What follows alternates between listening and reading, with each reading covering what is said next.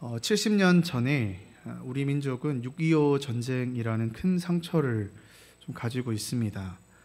약 한 3년이라는 기간 동안에 치른 이 전쟁은 너무나도 참혹했죠.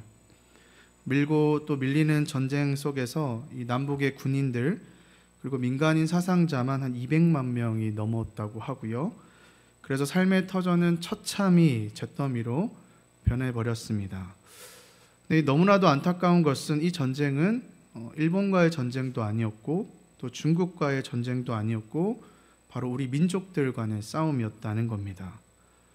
일제치하에서 벗어난 지 얼마 되지 않았는데 또 이 좁은 땅덩어리 속에서 이념의 문제로 인해서 오히려 민족끼리 또 서로 죽고 죽이는 철천지 원수와 같은 사이가 되었다라는 것이죠. 그리고 그 사이에 우리를 둘러쌌던 이 열강들, 미국, 소련, 또 일본, 중국들은 어떻습니까? 좋았구나 하면서 이 힘없는 대한민국을 이용해서 그들의 이익들을 다 챙겨갔지 않습니까? 이 전쟁은 과연 누구를 위한 전쟁이었을까요? 승자도 패자도 없는 이 6.25 전쟁은 지금까지도 지울 수 없는 흉터로 남아 있습니다. 오늘 이 본문을 보면요, 이와 비슷한 좀 가슴 아픈 사건이 등장하는 것을 우리는 살펴볼 수 있습니다. 오늘 읽었던 사사기 12장의 말씀은 우리가 지지난주에 배웠던 입다의 전쟁 이후 그리고 승리 이후의 사건을 보여주고 있습니다. 우리는 이 전쟁이라고 하면 그 승리하는 과정도 중요하고 또 승리하는 게 제일 중요하겠죠. 근데 거기서 멈추는 것이 아니라 특별히 이 이스라엘 그리고 오늘을 살아가고 있는 우리 그리스도인들에게는요, 이 승리한 다음에 그 승리를 또 어떻게 평가하느냐도 굉장히 중요합니다. 여러분, 신앙이 무엇입니까? 그리고 믿음이 무엇입니까?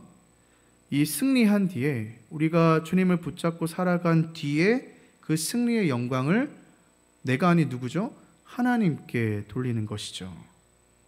아무리 우리가 열심히 싸웠어도 또 정말로 큰 전쟁에서 이겼더라도 그것은 우리의 손에서 나온 것이 아닙니다 라고 하는 그것이 바로 신앙의 고백이고요. 사실 그것이 팩트이죠.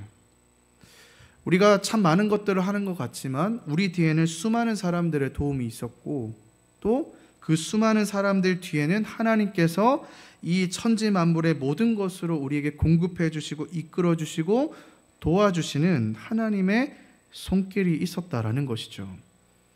우리가 사사기의 역사를 보았지만 이 사사기의 전쟁들 보십시오. 다 누가 하셨습니까? 하나님께서 다 하셨지 않습니까? 그런데 시대가 암울할수록 또 시대가 어두우면 어두울수록 그 승리한 뒤에는 더 큰 전쟁만이 남았습니다. 왜요? 승리의 주인공이 하나님이 아니라 하나님께 영광을 올렸더라면 끝이 났을 텐데 그 승리의 주인공을 누구에게 돌려서 그럽니까? 사람에게 돌려서 그렇죠. 네가 잘했네? 내가 잘했네. 그 승리의 공이 누구냐라는 질문 앞에 서로 물고 뜯고 세력 다툼을 벌이더라는 것이죠. 오늘 본문도요, 마찬가지입니다. 오늘 이 입다의 승리, 전쟁에서 승리하는 것을 보고 배 아파하는 사람들이 등장을 하게 되는데요. 1절 한번 보실까요? 오늘은 좀 현장감을 좀 살리기 위해서 제가 세번역 버전을 좀 다 가지고 왔습니다. 제가 1절 한번 읽어보겠습니다. 에브라임 지파 사람이 싸울 준비를 하고 요단강을 건너 사본으로 와서 입다에게 말하였다. 너는 왜 암몬 자손을 치러 건너갈 때에 우리를 불러 같이 가지 않았느냐? 우리가 너와 내 집을 같이 불태워 버리겠다. 지금 누가 등장을 하죠? 에브라임 사람이 등장을 하죠. 에브라임 지파가 와서 입다에게 찾아와서 이렇게 따지는 거예요. 근데 찾아와서 하는 말이 뭐냐면 너희들 왜 암몬이랑 전쟁을 할 때 우리 안 불렀느냐? 라고 하면서 화를 내고 있는 겁니다.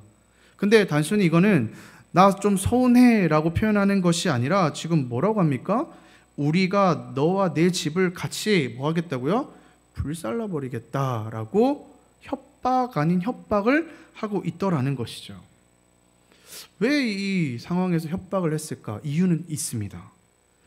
먼저 이 에브라임 지파는요, 이스라엘에서 12지파 중에 가장 힘이 세고 제일 누리는 것이 많았던 가장 큰 지파 중에 하나였습니다. 문제는요, 이 입다가 혹시 여러분 어느 사람인지 기억나시나요? 길로 시작되고 앗으로 끝나는 길르앗 사람인데요. 사실 이 길르앗은 지파는 아니고요. 이 길르앗이 속했던 지파가 뭐냐면 므낫세라는 지파입니다. 므낫세의 한 분파가 길르앗인데요. 이건 역사적인 좀 사건이 있습니다. 좀 어떤 이유로 해서 이 길르앗이 므낫세에 속해 있다가 이주를 하게 된 겁니다. 어디로요? 이 에브라임 땅으로요. 에브라임 땅으로 이제 혼자 이제 그 지파만 한 분파만 와서 거주를 하게 되는데, 문제는 이 에브라임 사람들이 그들이 왔을 때 환영해주고 가족으로 받아주는 것이 아니라 무슨 취급을 했냐면 우리가 요즘 말로 난민 취급을 한 겁니다. 더 속된 말로 도망자 취급을 했다라는 겁니다. 그래서 그런 거죠. 난민 주제에 그냥 조용히 살아. 그들 스스로가 급을 나누고 무시를 했더라는 것이죠. 그래서 이들이 전쟁을 벌였을 때도요, 이 에브라임 지파는 하나도 안 도와줬어요. 뭐 너네들 한번 해봐라. 그런데 사실 그들 마음 가운데 제가 생각했을 때는 지지 않을까라는 생각도 했을 것 같아요. 그런데 이게 어떻게 된 일인지 그들이 이기게 됐죠. 또 전쟁에서 이기니까 그 결과물들이 어마어마할 거 아닙니까? 이 에브라임 지파 입장에서는 뭐예요? 배가 실실 아픈 거예요. 우리가 좀 도와줬으면 저거 우리 건데. 근데 이미 지금 상황이 힘으로 누르고 있는 상황이었기 때문에 그냥 가서 이제 협박을 한 거예요. 야, 너네들 전쟁했던 거 가지고 와. 우리랑 좀 노나 먹자. 사투리인가요? 나눠 먹자. 이렇게 지금 협박을 하면서 지금 찾아온 겁니다. 근데 여러분, 이 에브라임 지파 좀 익숙한 지파지 않습니까? 이게 한 번이 아니었어요. 이 옛날에 우리 기드온 했을 때 여러분 기억나시죠? 기드온이랑 전쟁을 했을 때도요, 누가 찾아왔어요? 에브라임이 찾아왔었거든요. 8장 1절을 제가 한번 읽어볼게요. 이 기드온이 전쟁하고 있을 때입니다. 그때에 에브라임 사람이 기드온에게 말하였다. 장군께서는 미디안과 싸우러 갈 때에 우리를 부르지 않으셨는데 어떻게 우리에게 이렇게 하실 수 있습니까? 그들이 기드온에게 거세게 항의하니. 지금 여러분 똑같은 상황이에요. 지금 기드온도 지금 목숨을 걸고 열심히 미디안과 싸웠다는 것이죠. 근데 싸웠더니 또 뭐 그걸 지켜보고 있던 에브라임이 찾아와가지고 하는 소리, 너희들 왜 안 우리 안 불렀느냐? 우리를 좀 불러야 되지 않느냐? 왜 우리를 이렇게 놔뒀느냐라고 협박하는 협박을 전에 했다라는 거예요. 그러니까 지금 이 에브라임 지파는요, 옛날부터 그들이 가지고 있는 그 힘을 가지고 힘의 논리로 아주 상습적이고 또 굉장히 폭력적으로 그들을 찍어 누르고 있었다라는 거예요. 제가 봤을 때는 뭐 이 정도면 거의 깡패들 아닙니까? 내 힘 있다고 막 누르는 것이죠. 근데 참 웃긴 게 이게 지파기로 나눠졌지만 결국에는 다 하나님 나라 백성이잖아요. 그 하나님 나라 백성임에도 불구하고 오히려 이들은 이방 민족들과의 관계보다 더 못한 관계를 지금 유지하면서 살아가고 있더라는 것이죠. 근데 그때 기드온 당시 때 기드온을 찾아갔을 때 여러분 기드온이 어떻게 했는지 기억나시죠? 8장 2절을 보시면 기드온이 이렇게 반응했죠. 그가 그들에게 말하였다. 이번에 내가 한 일이 당신들이 한 일에 비교가 되겠습니까? 에브라임이 떨어진 포도주를 주운 것이 아비에셀이 추수한 것보다 낫지 않습니까? 라고 하면서 어떻게 해요? 살살살살 달랬어요. 기억나실 거예요. 아니 뭐 이 정도는 저희가 할 수 있으니까 굳이 안 불렀습니다. 그리고 그때는 아직 싸움이 끝나지 않은 상황이었거든요. 괜히 전쟁 중에 그들 신기를 건드려가지고 또 내전이 일어나게 되면 오히려 더 힘들어지니까 이 지혜로웠던 기드온이 어떻게 했어요? 살살 달랬던 것이죠. 근데 오늘 이 입다는요, 완전히 좀 다른 성격의 사람이었습니다. 그리고 게다가 상황도요, 이미 전쟁이 끝이 났고 승리한 상태였습니다. 그러니까 이 어깨가 이만큼 올라간 상태였던 거죠. 그 입다에게 찾아와서 지금 협박을 하니까 이게 통할까 안 통할까? 안 통하는 거예요. 그래서 입다는 또 기드온과는 완전히 다르게 이렇게 반응합니다. 12장 2절 보실까요? 그러자 입다가 그들에게 말하였다. 나와 나의 백성이 암몬 자손과 힘겹게 싸울 때에 내가 너희를 불렀으나 너희는 나를 그들의 손에서 구하여 주려고 하지 않았다. 여러분 입다 어떤 사람이었죠? 굉장히 논리적인 사람이었지 않습니까? 그들이 반박할 수 없도록 완전히 팩트 폭행을 하는 겁니다. 아니 우리가 안 불렀게 왜 안 불렀습니까? 우리 전쟁할 때 당신들 불렀습니다. 근데 오지 않았던 것은 당신들입니다. 근데 왜 우리 보고 뭐라고 하십니까? 여러분 에브라임 입장에서는 당연한 거죠. 그들이 무시했던 약한 지파가 그것도 기생서자 출신인 입다가 오라고 하는데 오겠습니까? 애초에 무시했던 사람들인데 급이 다른데. 입다가 계속해서 이렇게 얘기합니다. 3절 보실까요? 너희가 구하러 오지 않은 것을 보고 내가 목숨을 걸고 암몬 자손에게 쳐들어가니 주님께서는 그들을 나의 손에 넘겨주셨다. 그런데 어찌하여 오늘 너희가 이렇게 몰라와서 나를 대항하여 싸우려고 하느냐? 너희가 안 도와줘서 내가 목숨 걸고 싸운 전쟁이야. 그런데 왜 이제 너희들이 와서 나에게 이래라 저래라 하느냐라고 다시 되따지는 것이죠. 그러니까 여러분 이 사사에게가요 뒤로 가면 갈수록요 나타나는 현상이 뭐냐면 이제 적이 외부에 있지 않습니다. 이때까지는 외부에서 이스라엘을 공격했지 않습니까? 이제 서서히 등장하는 게 뭐냐면 이 적들이 외부가 아니라 내부에 있는 것을 보고 있어요. 내부에 적이 있는 거예요. 차라리 외부에서 쳐들어오면 오히려 쉬워요. 암몬이 쳐들어오거나 다른 외부에서 오면은 물론 그때 당시 힘들고 어렵지만 어떻게 하면 돼요? 또 기도하면 되잖아요. 하나님 도와주세요. 그럼 하나님께서 사사를 보내시죠. 사사를 통해서 어떻게 해요? 이기게 하시잖아요. 근데 문제는 뭐냐? 이 내부의 적이 문제라는 거예요. 내부의 적이 뭐예요? 바로 이 제가 봤을 때 시기 그리고 질투인 것 같아요. 성숙한 공동체라면요 오히려 한 사람이 잘하게 되면 어떻게 돼요? 오히려 잘했다고 박수 쳐주고 세워주고 또 못했을 때는 어떻게 해요? 다음에 더 잘하면 되지. 근데 성숙하지 못한 공동체는 뭐예요? 눈에 까신 거예요. 얼마나 잘하나 보자. 힘들고 어려울 때도요 가만히 봐요. 쳐다만 봐요. 그래서 어때요? 그 안에서 시기하고 질투하고 또 보이지 않는 선을 긋고 급을 나누고 한 명도 물러서지 않아요. 서로 물고 뜯고 싸우는 거죠. 여러분 이러한 불행한 모습들이 우리가 살아가고 있는 직장 내에서라든지 또 학교 안에서라든지 여러 가지 모임들에 얼마나 많습니까?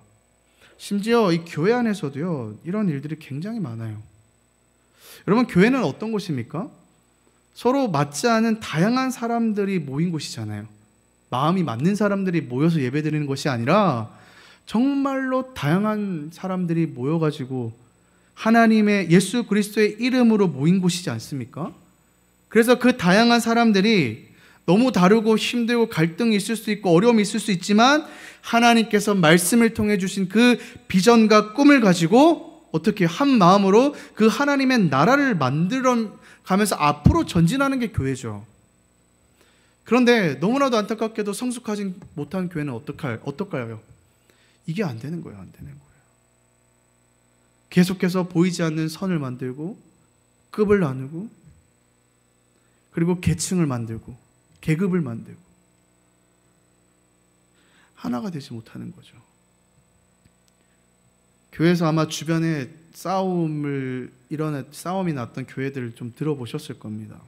여담인데요. 어떤 교회 안에 분쟁이 일어났는데 그 교회 안에 한 집사님이 굉장히 열심을 가지고 싸웠던 집사님이 있었다고 합니다. 근데 이 집사님이 너무 싸우다 보니 힘이 빠져가지고 그날은 힘이 힘들어가지고 못 가겠다고 집에서 푹 쉬었다고 합니다. 근데 푹 쉬면서 그날 저녁에 뭐라고 하냐면 야 교회 안 가니까 이렇게 편하고 좋네 이런 얘기를 했더라고 합니다. 아니 교회를 가야 행복하고 기쁘고 즐거워야 되지 않습니까? 근데 교회를 안 가니까 좋대요. 안 싸우니까. 이게 싸우는 교회의 현실입니다. 비단 이렇게 싸웠다는 것뿐만이 아니라요. 우리가 어떠한 목적이 됐든 교회 오면 행복하고 즐겁고 좋아야 되잖아요. 근데 교회 왔는데 뭔가 부담만 되고 힘이 들고 어렵고 목사님 얼굴 쳐다보기 좀 그렇고 그래서 일부러 피해서 도망가고 또 셀 모임 하는 것도 마찬가지죠. 여러분 어떻습니까? 교회 나오는 거 행복하십니까? 표정들은 아닌 것 같기도 하고. 하준이 감사해요. 너무 밝게. 셀 모임 하는 거 기쁘십니까? 감사하십니까? 감사합니다. 근데 만약에 이 마음 한켠에 불편함이 있다면 우리는 좀 한번 고민해 보셔야 될 것 같아요.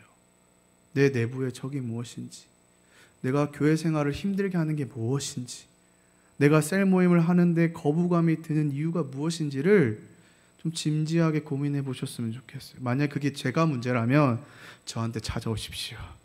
같이 한번 뜨겁게 논의해 봅시다. 계속 본문을 좀 보실까요? 그러니까 이쯤 되면 이제 입다도 가만히 있지 않는 거예요. 입다가 싸운 건 아닙니까? 네가 너네들이 뭔데 시비를 거냐? 그러면서 그 싸움을 이제 받아주는 거예요. 도전장을 받아줘서 4절을 보시면 이렇게 얘기해요. 4절 상반절.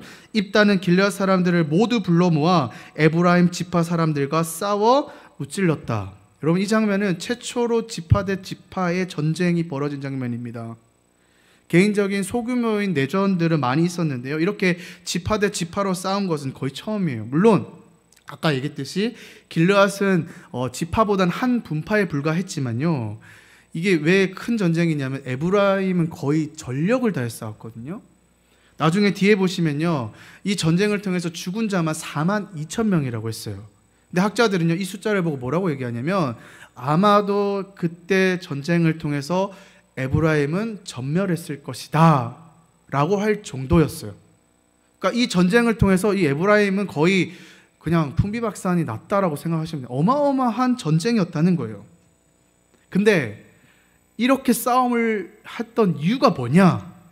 단순히 그냥 이 사건을 통해서 시비 건 것 때문이냐? 아니요. 아까 보았지만 그 뿌리에는요, 해결하지 못했던 감정이라는 게 있습니다. 그동안 쌓여져 왔던 그 감정의 문제가 있었다는 거예요. 4절 하반절 보실까요? 그 감정이 뭘까? 4절 하반절 이렇게 돼 있어요. 이는 에브라임의 말이 너희 길르앗 사람은 본래 에브라임에서 도망한 자로서 에브라임과 므낫세 중에 있다 하였음이라. 이게 무슨 말이에요? 야, 너네 길르앗, 너희는 에브라임도 아니고 므낫세도 아니야. 정체성이 없는 그냥 도망자일 뿐이야. 하던 이 말들을 심심치 않게 했던 거예요. 마을을 지나갈 때마다 저것들,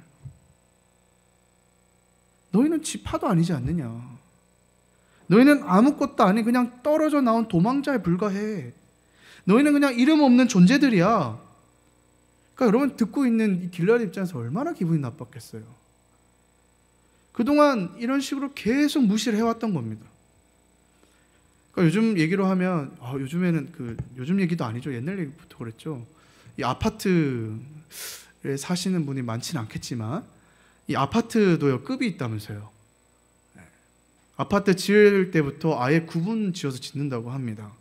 입구, 엘리베이터, 비상계단까지 우리 흔히 들어왔던 임대와 일반을 구분 지어서 섞이지 않는다고 합니다. 근데 더 큰 문제는 뭐냐면 그 아파트에서 사는 자녀들이 그 구분 짓는 말을 들으며 살아야 된다는 거예요. 뭐라고요? 제 사는 동네는 임대주택이니까, 임대 아파트니까 어울리면 안 돼. 우리랑 달라. 얼마나 차별적이고 폭력적인 겁니까? 근데 사실 이런 일들이 주변에 참 많이 일어나요. 아파트 문제만이 아니라 우리 입장에서만 봐도 될 것 같아요. 나의 기준에서, 나의 그 기준을 가지고 보이지 않는 급을 우리가 얼마나 많이 나누고 살아갑니까? 쟤는 나랑 어울리지 못하니까 안 돼. 또 산 한번 쫙 긋고. 쟤는 그냥 싫어. 그러면 한번 또 긋고. 근데 쟤는 나랑 잘 어울릴 것 같아. 쟤는 그냥 좋은데? 그리고 은근히 차별합니다. 말은 그렇게 안 하겠지만 넌 나랑 달라. 공동체적으로 보면 너는 우리랑 좀 달라. 그러니까 무시받는 사람 입장에서는 알거든요. 이 길앗도 마찬가지입니다. 늘 함께 있어도 말은 하지 않아도 약간 그런 분위기가 있잖아요. 늘 차별받고 분리됨을 당하고 얼마나 힘들었겠어요. 근데 지금 딱 기회잖아요. 전쟁에서 승리했겠다. 세보니까 해볼만 하거든요. 입다가 또 굉장히 전쟁에 또 잘 능한 자지 않습니까? 그러니까 오히려 뭐예요? 기회다. 전세를 역전할 기회다. 이제는 싸워도 이길 수 있다. 땡큐 하고 싸우는 거죠. 여러분, 우리 교회 안에서도요, 우리가 살아가는 세상 속에서도 이런 일들은 너무나도 많습니다. 꼭 누구는 누구보다 낫고 또 누구는 누구보다 조금 못하고 이런 식으로 보이지 않게 사람들을 급을 나누고 평가를 하는 겁니다. 그런데 이게요, 눈에 보이지 않는 것 같지만, 그래서 괜찮은 것 같지만요, 그것들이 우리 마음 가운데 쌓여져 있습니다. 차곡차곡 쌓아가는 거예요. 당사자들은 분명히 알 거고요. 근데 이게 어떻게 해요? 그냥 이렇게 하고 조용하니까 묻어서 가는 게 아니라 이게 쌓이다 보면 어떻게 될까요? 터지는 날이 오게 됩니다. 우리가 겉으로 봐서 괜찮다고 괜찮은 것이 아니라, 그렇기 때문에 여러분, 우리의 마음을 늘 점검해 보셔야 돼요. 두 가지의 마음을 점검해 봐야겠죠. 내가 그런 힘듦을 겪고 있지는 않은가? 내가 그 차별적인 삶 가운데서 내가 이 어려움을 겪고 있지 않는가? 그 분노와 아픔을 쌓아가고 있지 않는가? 또 반대로는 어떻게 생각해 볼 수 있을까요? 내가 그들을 차별하고 선을 긋고 있지는 않은가? 나의 말로 인해서, 나의 행동으로 인해서, 나의 태도로 인해서 선을 그으면서,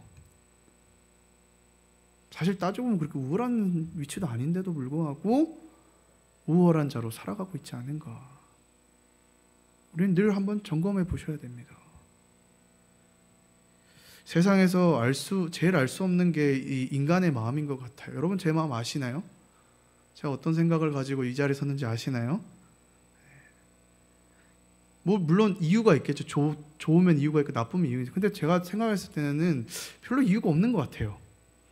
그냥 딱 보았을 때 참 어울리기 편한데? 그러면은 나랑 어울리기 좋은 사람. 그때부터는 어떻게 해요? 한없이 좋은 거죠. 주고 싶고. 근데 나랑 좀 결이 다른데? 요즘 말하는 그 MBTI가 좀 다른데? 얘는 ST라서 나랑 좀 안 맞는 것 같은데? 나에게 상처를 주는 것 같은데? 그러면 이제 그때부터 이제 어긋나기 시작하는 거죠. 근데 이 마음에 안 들어라는 이 단어를 한번 생각해 보십시오. 내 마음에 들고 안 들고의 문제지 않습니까? 그 말은 뭘까요? 내 마음에 저 사람이 안 들어오는 거예요. 저 사람이 너무 커요. 저 사람을 받아주기에는 내 마음이 너무 작은 거죠. 내 마음이 너무 작으니까 저 큰 사람이 내 마음에 들어올 자리가 없고 그를 품을 자리가 없는 거예요. 그러니까 마음에 안 드는 겁니다.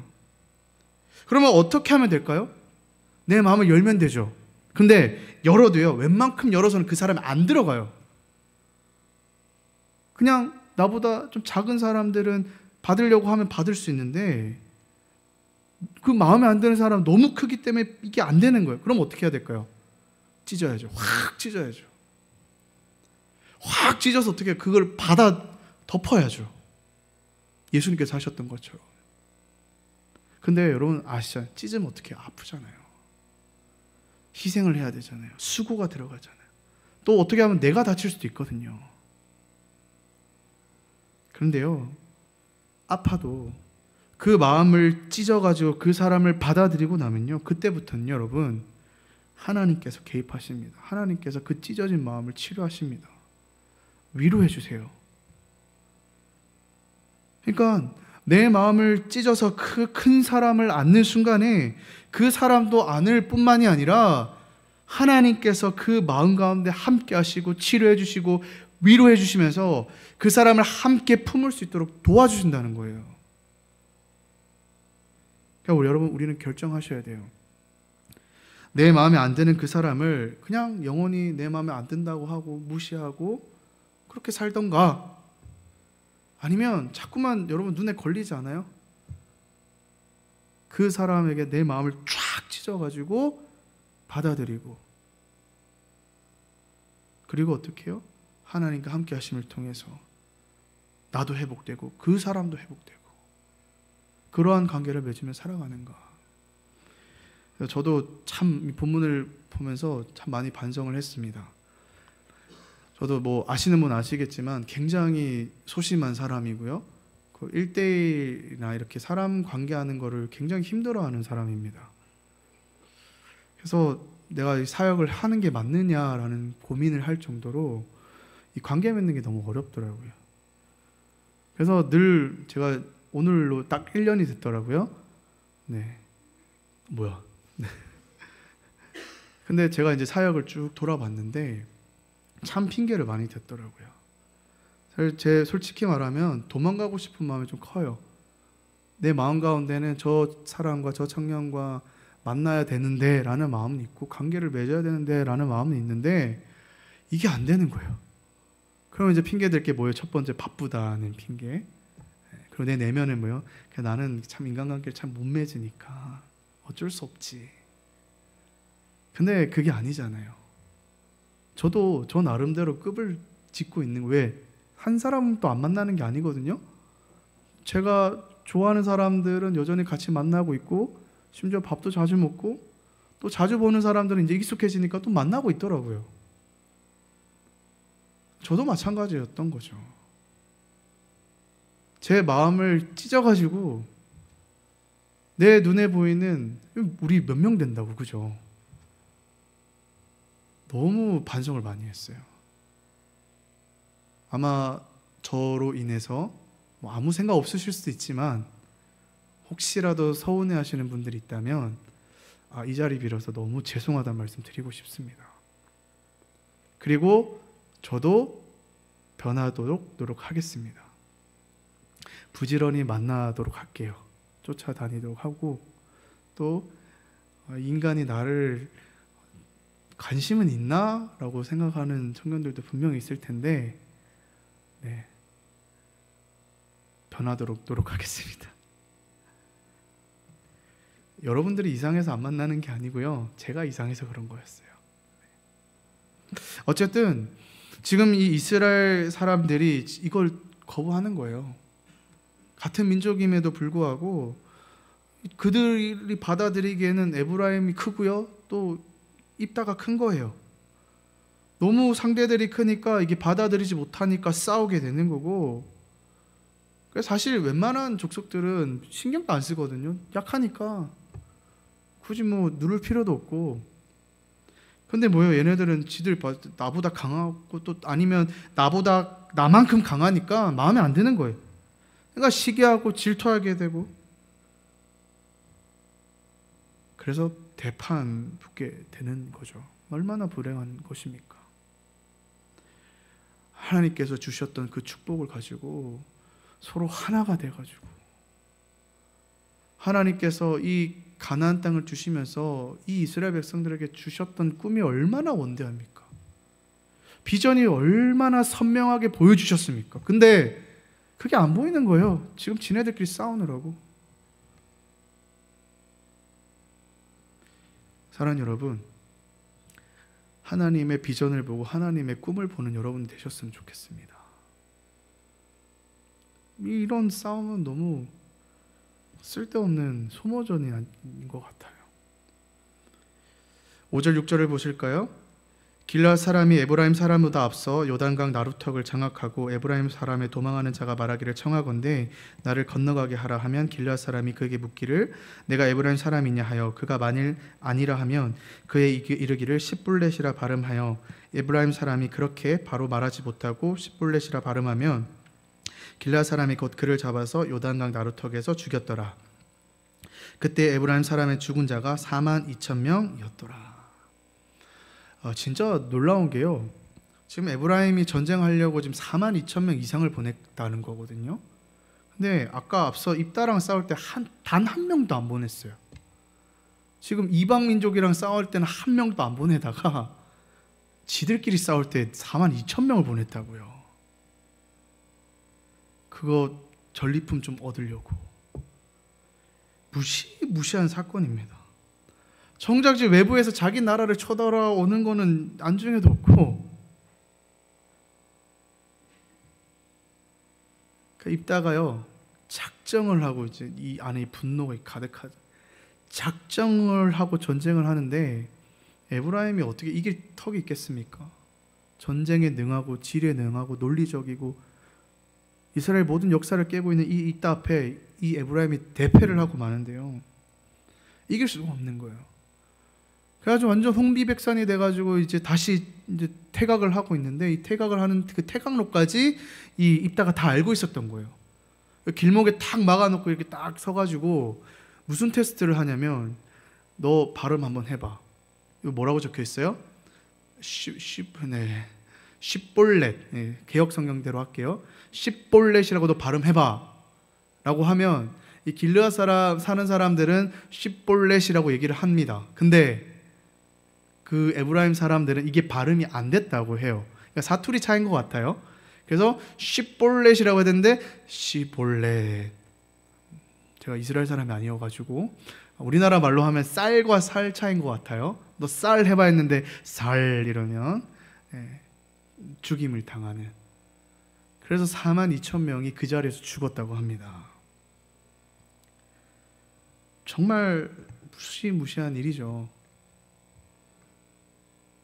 그렇게 오늘 사건이 끝이 나게 되는데요, 오늘 이 사사기 저자는 굉장히 이렇게 하고 스토리가 중간에 없어요. 없고 난 다음에 바로 결말을 맺는데요. 7절 한번 보실까요?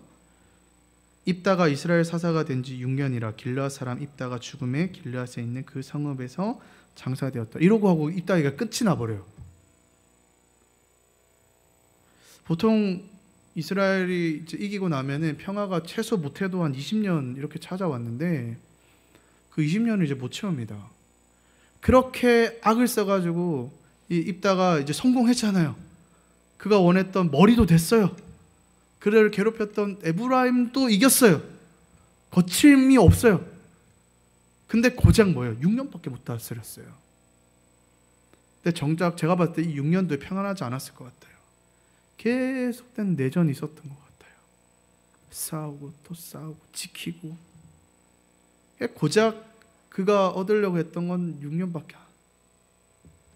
이 이스라엘이 얼마나 암울하냐면 6년에서 끝난 것이 아니라 뒤에 이제 소사사들이 나오거든요. 무려 3명이나 나옵니다.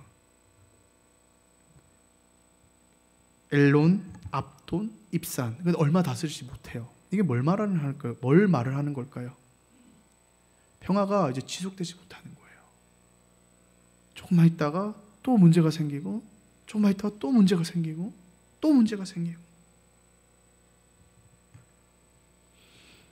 여러분, 오늘 이 본문은 우리로 하여금 참 마음이 아프게 하는 것 같아요. 어떻게 같은 민족들끼리 그럴 수 있냐? 그것도 하나님 나라 백성들인데. 우리도 이런 마음이 드는데 하나님은 오죽하시겠습니까? 너무 속상하고 슬프셨을 것 같아요.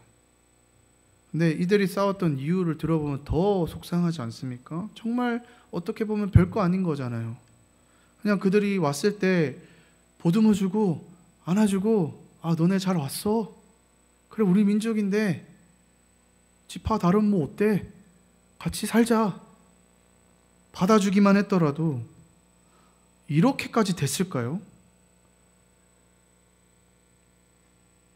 근데 그게 안 되니까 뭐예요? 무시하고 끔 나누고, 그 무시했던 애가 좀 승리하니까 배 아파가지고 또 쪼르르 달려가가지고 내놓으라고 으름장 놓고, 쌀 이게 뭐길래 지역을 나눠가지고 또 죽이고. 근데 여러분, 여기서 우리는 여기서 끝나면 안 돼요. 영적인 눈으로 이 사건을 봐야 될 거 아니에요? 여기서 더 큰 문제는요, 제가 질문 드리고 싶은 것은 이 분위기를 누가 주도하고 있느냐는 거예요. 우리는 당장에 우리의 감정에 앞서서 이 문제를 어떻게 좀 잘 마무리해서 내가 승리하려고 그렇게 하고 있죠. 그런데 그래서 서로 인정하지 않고 싸우다 보면 누가 승리하는 게 완전히 그냥 둘 다 풍비박산이 나는 거예요. 그럼 이 상황을 누가 제일 좋아할까요? 바로 사단이지 않을까요? 우리는 살다 보면 정말 아무것도 아닌 일에 감정이 상하고 싸우고 갈라질 때 있어요. 인간인지라. 그땐 모르지만, 근데 여러분 돌아서 보고 생각해보면 어떡해요? 아, 내가 그때 왜 그랬을까? 참 내가 어렸네. 그런 생각들을 하지 않습니까? 근데 후회도 그땐 늦어요. 이미. 문제는 사단이요, 그 사건을 너무너무 잘 이용한다는 거예요. 사단의 목적이 뭐예요? 이 땅에 만들어져가는 하나님 나라를 망가뜨리는 거거든요. 하나님께서 이 땅에 교회를 세우시고 하나님 나라를 세우려고 예수 그리스도를 보내주셨고, 그래서 그 예수 그리스도를 믿음으로 고백하는 자들을 통해서 하나의 성전이 되어서 또 하나의 하나님 나라를 만드는 자로 세우셔서 살아가고 있는 그곳 가운데 아름다운 하나님 나라를 만들어가는 거잖아요. 근데 그 확장되는 나라를 깨려고 하는 것이 사단의 역할이거든요.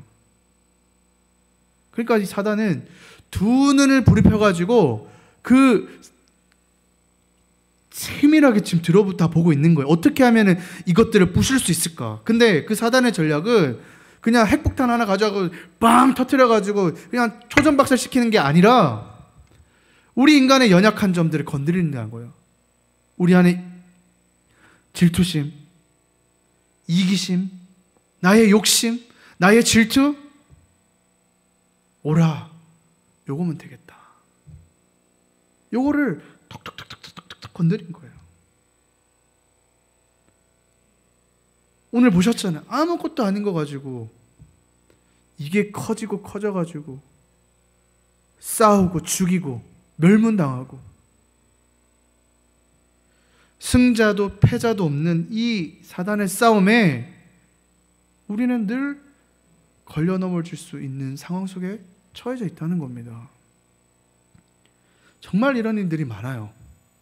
막 대판 싸우고 나면 그래서 뭐 때문에 그랬는데 아무것도 아니야.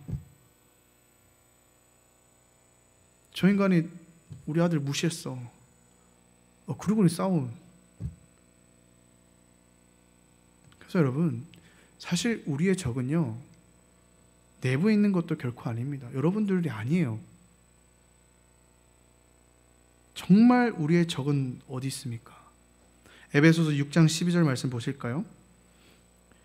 우리 같이 한번 읽어보겠습니다. 시작. 우리의 씨름은 혈과 육을 상대하는 것이 아니요 통치자들과 권세자들과 이 어둠의 세상 주관자들과 하늘에 있는 악의 영들을 상대함이라. 오늘 성경은요, 정확하게 우리의 목표를 설정해주고 있어요. 우리의 적은 나도 아니고 네 옆에 있는 사람도 아니고 바로 하늘에 있는 통치자들과 권세자들, 이 어둠의 세상 주관자들과 하늘에 있는 악의 영들이다.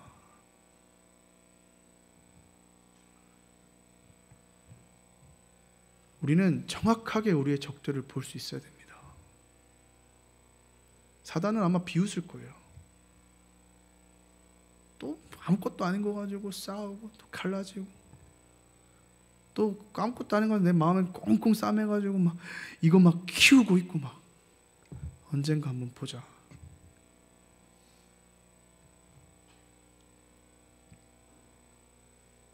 그래서 에베소 6장 13절 말씀에 우리에게 이렇게 당부를 하고 있습니다. 우리 한 번 더 같이 읽어볼까요? 시작. 그러므로 하나님의 전신갑주를 취하라. 이는 악한 날에 너희가 능히 대적하고 모든 일을 행한 후에 서기 위함이라. 아멘. 우리는 계속해서 이 사사기 말씀을 통해서 무너져가고 있는 이스라엘의 모습을 보고 있어요. 회복될 기미가 보이지 않아요. 왜 그런 걸까요? 이 땅에 이 사단의 공격으로부터 견고하게 막아낼 하나님의 전신갑주를 취한 준비된 한 사람이 없기 때문에,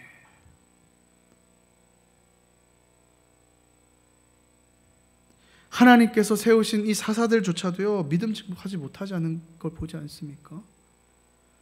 하나님께서 꾸역꾸역 데리고 가도 결국에는 자기가 앞에 나와요. 내가 잘해서, 내가 지혜로웠어. 저는 우리도 똑같다고 생각합니다. 우리가 영적으로 무장되지 않으면요, 이 사단이 우리를 공격하는 것을 볼 수가 없어요. 우리는 그리스도인으로서 정말 큰 그림을 좀 봐야 되는데 우리의 위험이 왜 없겠어요? 어려움이 왜 없겠어요? 그런 갈등이 왜 없겠어요? 근데 그 상황 속에서 그래, 이거 또 우리를 무너뜨리려고 하는 거구나. 이놈의 시끼. 이놈의 시끼가 아니라 저놈의 시끼가 아니라 이거에 이간질하고 있는 이 사단놈의 시끼. 죄송합니다. 바로 볼 줄 알아야죠. 근데 우리가 이거 단련되지 않으면요 못 봅니다. 지금은 평안한 것 같잖아요. 5년 지나 보십시오. 10년 지나 보십시오. 어떻게 될지 장담 못합니다. 사랑하는 여러분, 우리의 사명 꼭 기억하셨으면 좋겠습니다. 그냥 내가 잘 먹고 잘 사는 것이 아니라 하나님께서 나를 통해서 하나님 나라를 만들어가기를 원하신다는 거. 그러나 그 상황 속에서 사단은 계속해서 공격할 겁니다. 무엇을요? 우리의 연약한 부분들을, 나의 약점들을. 그리고 적의 화살을 바꿔버립니다. 사단이 아니라 옆에 있는 형제, 옆에 있는 자매들을 향해서. 우리가 바라보시길 원합니다. 늘 영적으로 무장하시고요. 혹여라도 내가 그 사람을 죽이고 있는 것은 아닌지 또 한번 돌아보시고요. 하나님께서 우리를 교회 공동체로 불러주셨지 않습니까? 정말 사랑하는 마음으로 서로를 품어주시고 끔 나누지 마시고 저부터 그래서 주님 주신 그 아름다운 사랑의 공동체를 여기서부터 만들어 가시고 여러분의 셀로 만들어 가시고 더 나아가서는 어떻게 해요? 그 마음을 가지고 여러분이 살아가는 삶의 터전 속에서 나로 인해서 갈등을 유발하는 자가 아니라 하나님의 사랑을 전하며 살아가는 여러분들 되시기를 주님의 이름으로 간절히 소망합니다.